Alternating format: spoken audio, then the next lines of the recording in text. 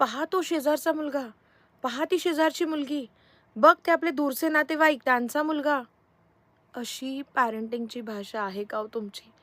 किंवा जर तुम्ही रिपोर्ट कार्डसाठी स्कूलमध्ये गेलात, तर बघ तो तुझ्याच वर्गात आहे ना, तुझ्याच बाजूला बसतो ना, कसा शिकतो, कसे त्याला मार्क चांगले येतात. अशी पालकत्वाची भाषा असेल तर आजच थांबा.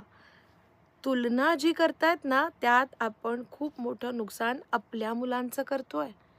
याच्यातनं काहीही चांगलं निष्पन्न होणार नाहीये. एक तर त्याला त्या समोरच्या विषयी द्वेष तर येतोच आहे, सोबत तुमचं आणि त्यांच्या रिलेशनमध्ये गॅप येतोय. काय करायला पाहिजे? बघा मुलांच्या छोट्या-छोट्या गोष्टी ना नोटीस करा आणि ॲप्रिशिएट करा.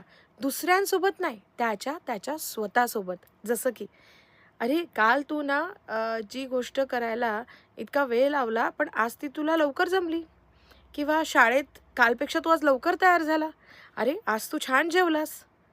ह्या सगळ्या छोट्या-छोट्या गोष्टी त्याची सेल्फसोबतची जर तुम्ही छान ॲप्रिसिएशनची लँग्वेज पालकत्वात आणली, तर सोपं जाणार आहे. त्याला म्हणा, की "मला तू तसं वागलेलं खूप आवडलं बरं का. काल तू त्यांच्यासमोर ज्या पद्धतीने बोलत होतास ना, ते मस्त होतं." या छोट्या-छोट्या गोष्टींनी ना मुलांना ताकद मिळेल आणि ते त्यांच्या बेस्ट व्हर्जनवर काम करतील. प्रॅक्टिकल करा. Happy parenting.